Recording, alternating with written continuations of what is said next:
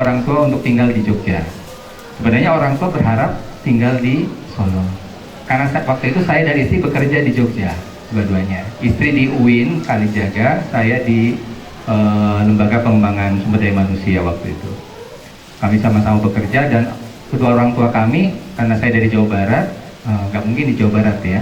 Kemudian dari keluarga Solo, Karanganyar, itu menginginkan tinggalnya di Solo. Tapi karena kami sama-sama pekerjaannya di Jogja, akhirnya kedua orang tua kami meridoi kami tinggal di Jogja. Sudah kami kontrak karena kami masih terbatas secara materi. Kemudian pada Allah di tahun pertama sudah dianugerahi anak. Nah saat itu kami diskusi dengan istri, gimana, siap nggak ketika memiliki anak pertama? Kayaknya ingin didampingi sama ibu. Terus akhirnya kita silaturahmi ke Solo. Bu, ternyata istri ingin didampingi. Kalau ibu harus ke Jogja kan malah repot karena ibu punya pekerjaan. Ya sudah, makanya dari dulu kan ditawari di sini kan. Nggak apa-apa, silahkan. Pada Allah kami juga ada 3 rumah yang kemudian yang 2 itu kosong, kemudian ditawarkan oleh orang tua, silahkan pakai salah satunya. Dipakailah buat kami waktu itu. Ya sudah, kami tinggal di sana sampai kemudian anak pertama lahir dan anak kedua juga lahir ya, di sana. Dan qadarullah, ternyata Allah itu ketika kita ngikut orang tua, istri itu diangkat menjadi dosen tetap itu justru di Universitas Muhammadiyah Surakarta hanya selang beberapa bulan setelah perpindahan itu. Jadi rezeki itu ngikut gitu. Ketika kita ridho dengan keputusan orang tua, Allah tentukan tuh tetap di sana, daripada istri bolak-balik ke Jogja, lebih baik saya yang bolak-balik Solo, Jogja. Dan akhirnya kami tinggal di sana. Ketika ada anak sudah besar ini, kayaknya nggak cukup di rumah sesederhana itu, kami matur juga kepada orang tua. Ayah, ibu, ini gimana? Ananda sepertinya dengan ruangan seperti ini tidak cukup untuk mobilitas dan sebagainya. Kami mohon izin nih untuk pindah rumah. Ketika orang tua meridoi, melebihi dari apa kami harapkan ya. Baik besaran rumahnya, dapat rezekinya, itu seperti dimudahkan. Jadi saran saya, diskusikan baik-baik dengan ayah dan bundanya. Kalau yang diputuskan, yang dimintakan oleh ayah dan bundanya, insya Allah yang terbaik. Gitu ya. Karena rezeki itu kalau kita nurut dengan orang tua tuh ngalir tanpa batasan dan tanpa halangan. Coba ayah bunda lihat pemuka-pemuka agama yang hebat, ustadz dan kiai yang hebat-hebat itu, termasuk Gus Ikdam yang di Jawa Timur, bagaimana jamaahnya ratusan ribu, bukan puluhan ribu lagi, ratusan ribu, membahagiakan, memuliakan orang tuanya, terutama ibundanya. Wah, itu luar biasa. Kalau kata ibundanya apa? Ustadz Adi Hidayat kalau ibunya minta ke Eropa hari itu juga disiapkan. Iya, itu saking luar biasanya. Karena apapun yang kita lakukan, andai kata jabatan, materi, gaji, bahkan rumah kita, bahkan harta benda kita kumpulkan, diserahkan kepada orang tua kita, tidak akan bisa mengganti kasih sayang dan pengorbanannya yang sangat luar biasa. Bayangkan, waktu kita kecil, nyamuk aja nggak boleh dekat kok. Ya, pada saat sakit itu gendong luar biasa 24 jam sambil berdiri demi anaknya supaya bisa tidur. Orang tuanya nggak bisa tidur sama sekali. Ya nggak ya bunda? Maka pengorbanan orang tua itu sungguh luar biasa. Insya Allah ya, Allah itu maha perancang, maha memberi takdir terbaik. Kalau kita nurut dengan orang tua, ridho orang tua datang, udah. Kita belum minta aja baru membayangkan, sudah Allah kasih jalan, sudah Allah berikan. Itu ya. Jadi saya tidak balas dengan dalil, tapi balasnya dengan cerita perjalanan hidup yang kemudian kami dapatkan sampai sekarang. Termasuk juga ketika istri mau studi lanjut ke luar negeri S3, itu kami minta dulu ridho ke orang tua. Jadi bukan izin ke atasan dan sebagainya, tapi minta dulu ke orang tua dulu. Kalau orang tua oke, bisa, silakan kita lanjut. Tapi kalau orang tua nanti deh ini, seperti saya waktu itu tahun 2020 sebelum COVID, itu sudah mau daftar ke studi lanjut ke Cina waktu itu. Tapi kemudian orang tua ragu-ragu, kayaknya nggak usah deh. Udah, saya Meskipun pimpinan perguruan tinggi sudah mau merekomendasikan, aplikasinya sudah disiapkan, saya nggak jadi ya, nggak jadi. Dan betul, selang beberapa bulan kemudian COVID-19 kan asalnya dari sana ya. Wah, itu teman-teman saya yang sudah di sana itu mereka curhat itu, karena komunikasinya nggak sebebas di Indonesia ya. Di sana itu diretas tuh email kita, media sosialnya kan juga ditentukan di sana, nggak boleh seperti di kita ada WhatsApp dan sebagainya, nggak ada di sana. Jadi di sana media sosialnya apanya sudah ditentukan oleh pemerintah sana. Dan saya bersyukur betul tuh waktu itu nggak jadi berangkat karena Allah ternyata menakdirkan seperti itu. Gitu ya. Oke, matur nuwun ayah. Boleh ayah bunda yang lain ingin sharing barangkali boleh, bertanya juga boleh, silahkan. Ada ayah bunda? Kalau enggak saya izin melanjutkan dulu, boleh ya? Oke, baik. Baik ayah bunda semuanya. Nah sekarang itu ayah bunda di era materialistik yang semuanya serba materi, apa-apa diukur dengan materi. Bahkan kesuksesan kehidupan kita ukurannya selalu materi. Dapat jabatan, hidupnya enak, ya rumahnya mewah, mobilnya berkelas, hartanya di mana-mana, tanahnya luas dan sebagainya. Selalu saja dijejali di media-media yang kita saksikan sehari-hari itu. Bahkan artis-artis pesawat-pesawat kita itu kan sering flexing ya di media sosial itu. Wah, hartanya banyak, naik mobil mewah itu ya, dengan berbagai keistimewaan yang dimilikinya. Seakan-akan kehidupan di dunia itu, kebahagiaan itu hanya didapatkan ketika kita memiliki sesuatu yang sifatnya duniawi. Padahal sebenarnya tidak seperti itu ayah bunda semuanya. Okay. Nah, kembali ke ini tadi, kenapa saya membahas Gen Z termasuk juga membahas generasi Alpha. Ayah bunda yang tadi saya sebutkan di Gen Z yang lahirnya tahun 97 sampai 2012, atau kemudian pada saat memiliki anak yang lahirnya 2010 sampai 2024 ini ada di kawasan ini nih, bagian ini nih, mohon maaf, yang bagian dewasa awal, usia 21 sampai usia 30 tahun. Kalau yang Gen Z, kalau lahir di tahun 97, sekarang usianya sekitar 27 tahun. Mungkin ada di antara ayah bunda yang usianya segitu, atau saudaranya ya. Oke.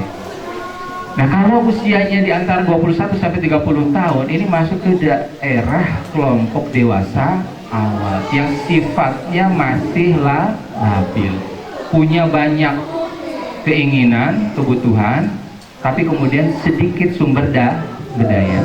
Makanya dah heran kalau seperti saya dulu dengan istri itu, ya begitu nikah belum punya rumah, belum punya kendaraan, ya itu memang wajar karena memang masih secara ekonomi labil, ya emosinya juga masih labil. Maka tantangan pernikahan pertama itu ada di 5 tahun awal ayah bunda menurut penelitian. Kalau 5 tahun awal itu selamat, maka kesana semakin kuat. Tapi kalau 5 tahun awal goyah, ya sudah ada ini itu permasalahan, miskomunikasi, ketidaksesuaian, ketidakcocokan, bahkan ke hal-hal yang lainnya yang lebih mengerikan, maka diperkirakan pernikahan satu pasangan itu tidak akan panjang. Kedua, nanti ketika di usia 40 tahun, di sini di dewasa maja tengah-tengah. Kalau sudah masuk usia 40 tahun, 43, 44, 45 itu masuk ke puber kedua. Ada puber pertama itu pada saat akhir balik, ada puber kedua. Nah, puber kedua ini juga menjadi pertaruhan karena kasus-kasus perceraian itu ada di usia itu ya bunda, ya, di usia menjelang puncak kesuksesan seseorang. Karena menurut penelitian puncak kesuksesan seseorang itu di antara usia 40 sampai 45 tahun. Nah, saat itulah kemudian keluarga biasanya mulai diguncang dengan berbagai godaan, kemudian masalah dan sebagainya.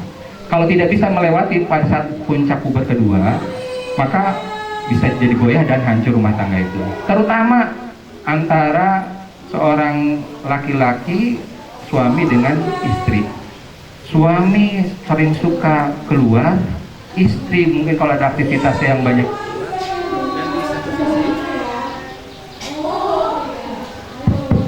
Dari satu sisi, ketika usia 45 menjelang 50 itu, mohon maaf ya, pramenopause untuk perempuan. Itu juga secara psikologis dan dari sisi medis ya, termasuk genitalnya itu juga mengalami permasalahan. Nah, oleh karena itu kalau tidak pandai pada mensiasati, ini menjadi benturan juga di dalam keluarga. Nah, yang ingin saya jelaskan sebenarnya ada di Gen Z ini ayah bunda, di dewasa awal. Di Gen Z ini sifat-sifat yang muncul kemudian inginnya serba cepat, ya, cari yang mudah, yang simpel-simpel saja, pengalamannya sedikit, kemampuan sedikit, tapi keinginan banyak dan kemampuannya terbatas. Maka biasanya orang-orang yang di usia 21 sampai 30 tahun itu cenderung masih labil, masih kurang sabar dan sebagainya. Nah, tantangannya kayaknya habis ya buat ini ya. Boleh ditukar Bu? Mohon maaf. Jadi di dewasa awalnya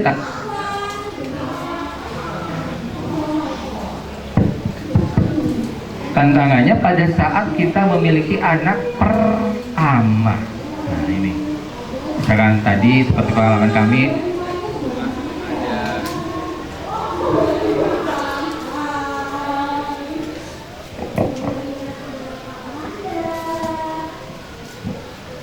baik, tantangannya di dewasa awal ini, misalkan pekerjaan belum stabil, belum mapan, tinggal masih bersama orang tua, belum memiliki rumah pribadi, kemudian kebutuhan sangat banyak. Ya ini kan wah, kompleks nih. Apalagi tadi saya bilang di 5 tahun pertama itu tantangan pendidikannya sungguh luar biasa. Nah oleh karena itu orang tua yang kemudian dianugerahi anak pada saat di usia dewasa awal ini juga double tantangannya. Satu sisi harus menstabilkan kondisi rumah tangga, satu sisi kemudian memiliki anak. Karena memiliki anak itu kan berarti bertambah kebutuhannya, ya. Bertambah juga waktu, kesempatan yang harus dialokasikan untuk mengurus anak. Dan itu tidak mudah kalau kita tidak bisa membagi waktu, apalagi kemudian dua-duanya sama-sama berkarir atau bekerja. Nah ya bunda, saya ingin menyampaikan dalam kesempatan ini bahwa ini singkat saja ya, dalam Islam itu mendidik anak, nanti ayah bunda bisa membuka 2 kitab yang menjadi referensi. Satu, Tarbiyatul Aulad fil Islam, ya, bagaimana cara mendidik dalam Islam, karangan Abdullah Nasih Ulwan. Kemudian yang kedua, yang bestseller dan mungkin ayah bunda juga sudah sering baca di media sosial dan sebagainya, ada yang namanya Prophetic Parenting. Coba ya nanti di googling ya, Prophetic Parenting itu cara Nabi bagaimana mendidik anak. Bukunya murah bun, kurang dari 50 ribuan, mungkin hanya 46-47 ribu ya. Prophetic Parenting ya. Kalau bahasa Arabnya itu Manhaj At-Tarbiyah An-Nawawiyah Litifl ya. Jadi bagaimana proses mendidik anak itu mulai dari lahir jadi anak dan sampai remaja, jadi sampai akhir balik itu di sana. Itu dijelaskan dengan jelas tuntunannya kita itu harus seperti apa. Nah ini saya ambil dari 2 kitab tersebut saripatinya. Kalau kita mau mendidik anak secara Islami, karena tadi tuntunannya kan sesuai dengan apa yang dicontohkan oleh Rasul ya. Maka yang pertama, cara memandang, memahami dan mendidik anak itu harus berdasarkan ajaran Islam. Kemudian yang kedua tadi, mencontoh Rasulullah. Nah ada sebuah hadis yang ini sangat familiar di tengah kita. Innama bu'itsu liutammima makarimal akhlak. Sesungguhnya aku, kata Rasulullah, diutus itu hanya untuk menyempurnakan kemuliaan akhlak. Akhlak kalau para mufassir dalam hadis, ahli hadis menyebutkan bahwa akhlak itu adalah karakter ya, karakter kepribadian. Jadi Rasulullah itu diutus ke muka bumi itu bukan untuk menyempurnakan ibadah, menyempurnakan sholat, menyempurnakan bentuk-bentuk amal-amalan yang lain, tapi menyempurnakan kepribadian atau menyempurnakan karakter pribadi yang baik. Bagaimana menjadi seorang muslim itu yang rahmatan lil alamin ya. Jadi yang penuh rahmat, yang diberkahi oleh Allah dan diridhoi oleh Allah Subhanahu wa taala. Jadi Rasulullah itu sebelum diangkat jadi nabi dan rasul di usia 40 itu sudah menjadi tauladan, ya. Bahkan digelari Al-Amin, orang yang dipercaya. Dari kecil menjadi pengembala sampai remaja, sampai kemudian jadi pemuda yang kemudian belajar berdagang kepada Siti Khadijah, itu beliau sangat gigih, jujur, santun, dan pemuda yang kemudian tangguh. Bahkan tadi digelari Al-Amin. Artinya Rasulullah sebelum diangkat jadi nabi dan rasul saja itu sudah menjadi contoh. Bahkan tadi ketika saya contohkan di dalam kitab Kamiyut Tuhyan, Rasulullah sedikit melakukan kekeliruan saja, Allah tegur lewat malaikat Jibril dengan santun untuk memberikan contoh yang terbaik. Tidak boleh kemudian memperlakukan sahabatnya seperti itu. Nah, maka sifat tauladan Rasulullah ini yang kemudian dalam surah Al-Ahzab, ya Bunda, ya, laqad kana lakum fi rasulillahi uswatun hasanah. Sungguh telah ada pada diri Rasulullah SAW itu suri tauladan yang perlu kita contoh. Apa yang perlu kita contoh dari Rasulullah? Nah, ini termasuk dalam mendidik anak, ya. Karakternya harus dimunculkan, ya Ayah Bunda, karena nanti akan dicontoh oleh anak-anak kita. Pertama, Rasulullah SAW itu pribadi yang ramah dan lemah lembut, ya. Ayah Bunda insya Allah ya sudah ramah dan lemah lembut kan kepada anak-anak, nggak pernah marah-marah kan? Nggak pernah lewat. Insya Allah ya, kalau lihat dari wajahnya dari ini itu penuh dengan kelembutan gitu ya. Ramah sekali, insya Allah ya, ramah dan lembut. Ditujukan dari apanya? Dari wajahnya, ya, tutur kata dan perilakunya. Bahkan sahabat-sahabat kecil Rasulullah SAW kayak Abu Hurairah itu kan dari kecil tuh, ya, bersama Nabi.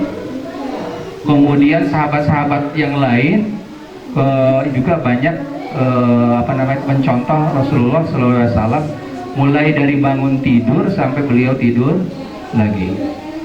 Nah, ada kemudian seorang sahabat yang kemudian anaknya Ummu Sulaim yang dititipkan kepada Rasulullah SAW sejak usia 8, di dalam riwayat yang lain menyebutkan usianya 10 tahun. Karena Ummu Sulaim itu adalah kaum Ansor yang ada di Madinah, menerima kedatangan para muhajirin beserta Rasulullah ketika hijrah ke Madinah itu dengan penuh sukacita. Saking sukacitanya kedatangan Rasulullah itu, ada yang punya harta-hartanya dibagi, ada yang punya makanan-makanannya dibagi, ada yang punya tempat tinggalnya dibagi, ada yang punya peternakan dibagi. Tapi Ummu Sulaim itu gak punya apa-apa, terbatas. Tapi saking cintanya kepada Rasulullah, akhirnya apa? Karena punya anak yang tadi laki-laki, kemudian cintanya kepada Rasulullah, kemudian anak ini dititipkan untuk menjadi pengikut Nabi dan melayani kebutuhan Rasulullah. Maka dititipkanlah anak tersebut kepada Rasulullah, dan anak ini tadi nanti suatu saat akan menjadi periwayat nomor 3 paling banyak meriwayatkan hadis. Nah, sampai kemudian Anas bin Malik ini hidup bersama Rasulullah dari usia 8 tahun sampai kemudian remaja, dewasa, bahkan sampai kemudian Rasulullah SAW wafat. Dan Anas bin Malik ini menjadi pemuka agama, memiliki keturunan, kaya juga, dan diberkahi itu anak-anaknya karena didoakan oleh Rasulullah. Ketika Ummu Sulaim menyerahkan Anas bin Malik kepada Rasulullah, Rasulullah langsung mendoakan waktu itu, dan doanya makbul. Sampai kemudian Anas bin Malik menjadi orang yang kemudian bisa meriwayatkan hadis terbanyak ketiga setelah Abu Hurairah, kemudian Abdullah ibnu Umar atau anaknya Ibnu Umar, Sayyidina Umar, kemudian yang ketiga Anas bin Malik. Nah, Anas bin Malik ini pernah melihat Rasulullah SAW pada saat akan tidur siang, tapi Rasulullah SAW itu tidak di tempatnya. Karena Anas bin Malik ini selalu bersama Rasulullah, ya, kemanapun Rasulullah pergi pasti hafal. Kalau jam 11 lewat sekian, kalau sekarang ada jam dinding gitu ya, itu kalau misalkan Anas bin Malik lihat misalkan jam 11 lebih sekian, itu Rasulullah sebelum zuhur itu tidur siang. Tapi tidur siangnya nggak lama, hanya 10-15 menit saja. Tapi Rasulullah tidak terlihat tuh di tempat tidur biasanya, tempat istirahat beliau. Ternyata Rasulullah sedang asik bermain dengan anak-anak di halaman rumah beliau. Bayangkan, panjenengan ketika waktunya santai beristirahat, kalau ada anak-anak tetangga kumpul di dekat rumah, sikapnya bagaimana kinten-kinten? Menyuruh masuk bermain atau kemudian mainnya jangan di sini gitu ya? Mainnya jangan di sini, di sana saja. Umumnya mungkin seperti itu, tapi Rasulullah tidak. Kemudian Rasulullah mendekati anak-anak itu dan bermain yang seharusnya beliau istirahat, tapi tidak jadi istirahat. Itu saking Rasulullah itu memiliki pribadi yang ramah dan kemudian lemah lembut. Kemudian beliau itu tidak pernah marah dan kasar. Nah, Anas bin Malik suatu saat diminta tuh untuk membelikan kebutuhan Rasulullah. Anas, tolong belikan ini. Siap ya Rasul. Kemudian Anas bin Malik itu pergi untuk membeli sesuatu. Ditunggu sejam, 2 jam, kok nggak balik-balik gitu ya. Sampai Rasulullah itu nyusul. Coba bayangkan, ayah bunda kalau nyuruh anak kita gitu ya, tolong belikan minyak gitu ya, minyak sayur gitu. Karena mau dipakai untuk menggoreng. Tapi ditunggu sejam, 2 jam gak datang-datang, kita susul, dan ternyata apa? Anas bin Malik itu ternyata ketemu temannya di perjalanan itu, asik main, malah main, harus main, lupa. Diminta oleh Rasulullah untuk membelikan sesuatu. Kinten-kinten gimana tuh? Coba respon kita kalau tahu anak kita diminta membelikan sesuatu, tapi anak kita malah asik main, greget mungkin ya. Dari kejauhan sudah nuding-nuding gitu. Udah tahu gitu ya, ditunggu ini, kok nggak pulang-pulang. Tapi apa yang dilakukan oleh Rasulullah? Ternyata bercanda Rasulullah itu. Jadi narik-narik bajunya Anas dari belakang. Nas, sudah dibelikan belum? Karena Anas kaget tuh ya. Ya Rasulullah, ya saya belikan. Udah Rasulullah pulang. Jadi nggak memarahi, nggak komentari lagi asik main atau apa, enggak. Cuma dijawil-jawil saja gitu ya. Nas, sudah dibelikan belum gitu ya, sambil bercanda itu. Nah, kalau kita mungkin nggak bisa seperti itu ya. Makanya Rasulullah itu pribadi yang tidak pernah marah dan tidak pernah kasar. Bahkan ada satu hadis dari Anas bin Malik sampai beliau dewasa, belum pernah dari mulai ketemu Rasul pertama kali sampai beliau wafat itu melihat mukanya atau mukanya perangainya itu marah, belum pernah lihat. Jadi sampai kondisi seperti itu pun Anas bin Malik itu selalu melihat Rasulullah itu penuh dengan kelembutan, keramahan, dan tidak pernah marah dan tidak pernah kasar. Nah, cobi ya. Ayah bunda gini, kalau mau betul, karena kan tadi jamin tuh oleh Allah, Qul in kuntum tuhibbunallah, kalau kita betul-betul mencintai Allah, ingin beriman kepada Allah, ingin bertakwa kepada Allah, fattabi'uni, ikutilah aku, ikutilah tuntunan Rasul. Coba sehari saja panjenengan tidak marah, meskipun anak-anak sedang rewel, sedang ini, jangan marah ya. Nah, misalkan tiba-tiba anaknya memecahkan perabotan rumah tangga, atau tiba-tiba misalkan marah-marah, teriak-teriak, tapi hadapi, jangan marah-marah. Bisa nggak? Satu hari saja tanpa marah, tanpa keluar kata-kata yang meninggi dan agak kasar. Bisa ya, insya Allah ya Bunda ya. Kalau satu hari lewat, lanjutkan hari kedua.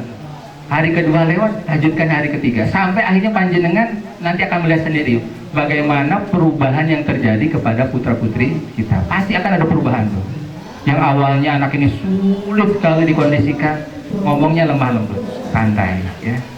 Sudah sholat belum? Sholat. Sudah sholat belum? Kok belum sholatnya? Ayo sholat ya. Dengan panjenengan teriak, apalagi ngancam-ngancam, rubah caranya. Mungkin hari pertama, hari kedua dianggap aneh ya. Mama, papa benar. Biasanya nggak kayak gitu ya. Biasanya teriak-teriak, biasanya nyuruh-nyuruh, bentak-bentak, tapi kok ini jadi halus itu. Habis makan apa sih? Coba ya, coba tanpa marah-marah, tanpa nada tinggi. Panjenengan tahu ayah bunda sekolah Montessori International School, Montessori International School di Jogja sudah ada beberapa sekolah ya. Udah masuk sana inden, harganya puluhan juta. Yang diajarkan di sana apa? Yang diajarkan adalah praktek Rasulullah berkomunikasi dengan anak-anak. Ngomongnya santun, halus, nggak ada nada tinggi, nggak ada nada terlalu rendah gitu ya. Misalkan ada anak tuh memecahkan piring, karena saya pernah sit-in tuh di sekolah itu dari pagi sampai sore. Saya perhatikan betul bagaimana komunikasi antara guru dengan anaknya. Begitu ada yang memecahkan piring, iya. Karena di sana nggak boleh menggunakan alat-alat tiruan. Jadi kalau piring gelas ya piring gelas betulan. Kompor menyalakan kompor betulan. Ya, jadi semuanya ini. Kalau belajar masak-masakan itu belajar betul masak ya. Ada minyaknya, ada kompornya dan sebagainya. Itu ciri khas Montessori. Suatu ketika saya sit-in di sana, ada anak yang memecahkan piring. Tiar. Begitu pecah piringnya, apa coba yang dilakukan oleh gurunya? Mendekati, kemudian ada tangannya yang terluka nak? Oh nggak ada. Oke, kalau gitu, yuk Bunda bantu untuk membereskannya. Tapi kamu ambil yang besar-besar saja, yang nggak bisa mengenai melukai tangan, ya, diambilkan. Teman-teman yang lain boleh dong bantu, ambilkan sapu, ambilkan ini ya. Langsung teman-temannya, aku aja, bantu dibersihkan, diinikan. Begitu sudah dibersihkan, diinikan, baru kemudian jadi pembelajaran. Anak-anak, tadi ini contoh teman kita, ya. Kemudian pada saat memegang piringnya nggak dipegang dengan hati-hati, akhirnya jatuh. Lain kali hati-hati ya, karena kalau nanti jatuh itu bisa melukai. Jadi nggak nyebut anak itu ini salahnya apa, enggak. Menjelaskan kronologi sampai jatuh, kenapa dan bahayanya apa. Tertibnya luar biasa. Bahkan mereka dari gerbang itu sudah nggak boleh didamping oleh ayah bundanya. Mau nangis, mau ini, anaknya langsung, dan hari kedua, hari ketiga itu sudah bisa enjoy di sekolah. Baik. Kemudian yang terakhir ayah bunda, cintailah anak-anak kita dengan setulus.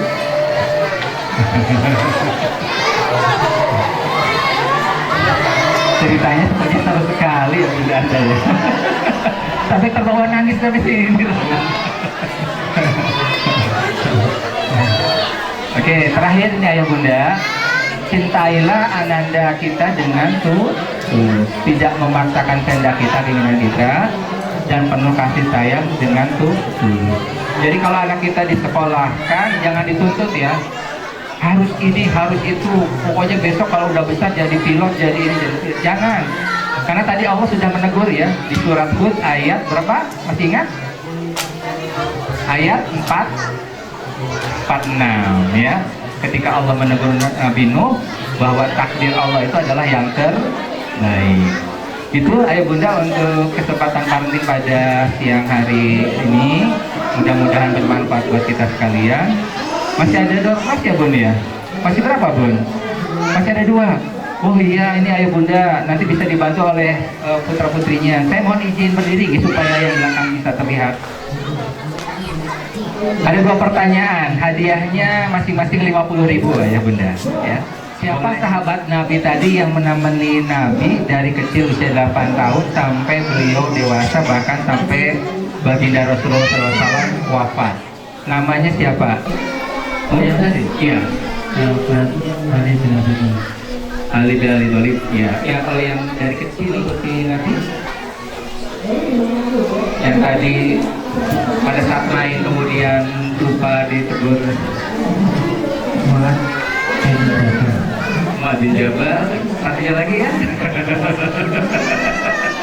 Beda lagi dia. Lain. Udah mungkin mau nyoba kan?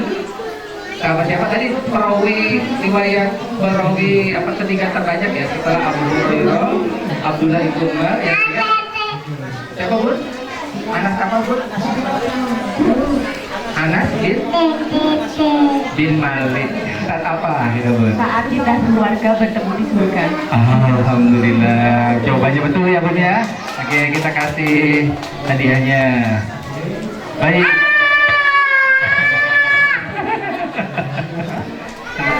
Daud. Nah, Mas Daud bisa azan nggak? Bisa azan nggak? Kalau bisa dikasih lagi hadiahnya 1. Bisa azan? Lanjut. Allahu Akbar, Allahu Akbar. Terus? Allah. Terus? Lalu. Tetap dapat hadiah ya Bunda Tia. Nanti dikasih nyusul ya. Oke, baik. Terima kasih, Bun. Baik, Ayah Bunda. Oh, langsung. Masya Allah. Baik, Ayah Bunda, karena waktunya terbatas, sampailah di ujung acara. Mudah-mudahan kita dan keluarga kita termasuk ahlul jannah, nggih. Amin. Dan mudah-mudahan kita tidak hanya ketemu di sini, tapi nanti juga bertemu ya dengan kabilahnya masing-masing. Karena nanti di surga itu sesuai dengan kabilahnya, kelompoknya masing-masing. Ayah bunda, orang tua dari Lintang Alit dipersilahkan masuk lewat pintu surga ini ya, bareng-bareng. Kita menjadi saksi loh bahwa kita itu berusaha menjadi orang baik ya, yang saling mengingatkan wa tawasau bil haq wa tawasau bis sabr ya. Saling menasehati dalam kebenaran dan kemudian kita juga saling menasehati dalam kebaikan dengan penuh kesabaran. Iya.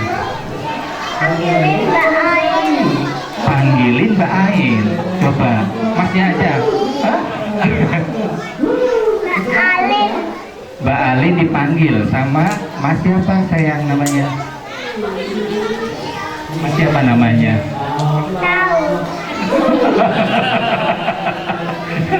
Saya kira nanggilin mbaknya, Mbak Alin kemana itu gak ketemu ya.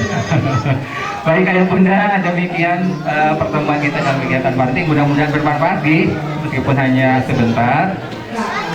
Materi ini nanti saya sharekan ke Bunda Nino, biar nanti di-sharekan ke Ayah Bunda ya. Karena sebenarnya masih ada beberapa slide, tapi karena waktunya terbatas, silahkan. Kalau Ayah Bunda ingin korespondensi karena sudah termasuk ke anggota PKPO, boleh Ayah Bunda ya. Silahkan, untuk ada nomor saya. Tadi juga sudah disebutkan oleh moderator. Nanti di materi yang kami sharekan juga boleh dilihat, nanti disimpan. Suatu saat nanti kita bisa korespondensi. Demikian yang bisa kami sampaikan. Kapunten kalau ada hal yang kurang berkenan. Akhirul kalam, billahi taufiq wa hidayah. Assalamualaikum warahmatullahi wabarakatuh.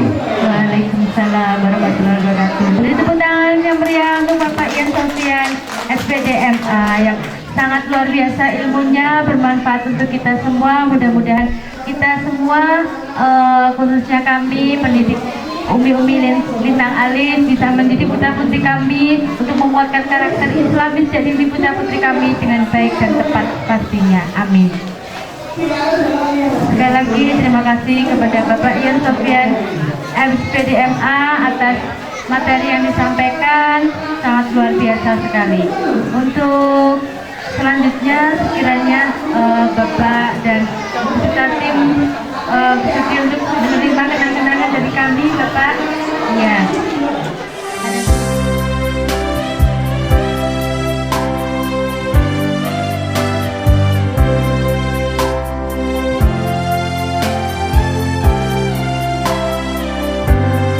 Dan terima kasih kami ucapkan juga terima kasih kepada Bunda Anda yang sudah memberikan dongeng yang sangat luar biasa juga untuk putra-putri kami. Alhamdulillah, baik Ayah Bunda, untuk acara selanjutnya yaitu penutup.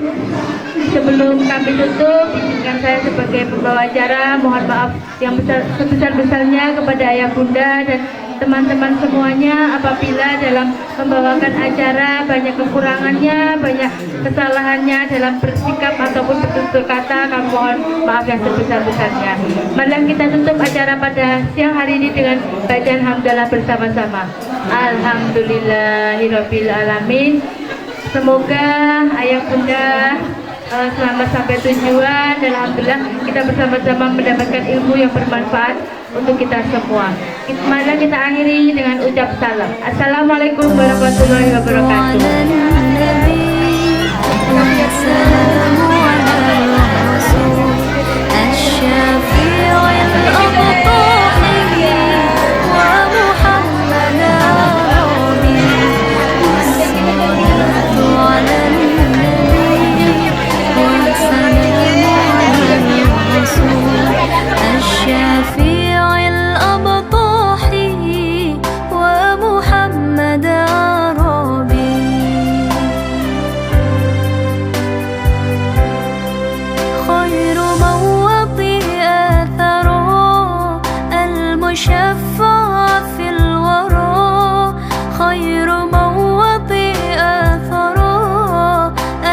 المشفع في الورى من به حلة عرى كل عبد مذنب من به حلة عرى كل عبد مذنب الصلاة على النبي وسلام على الرسول الشفيع الأبطاحي ومحمد عربي الصلاة على النبي وسلام على الرسول الشفيع الأبطاحي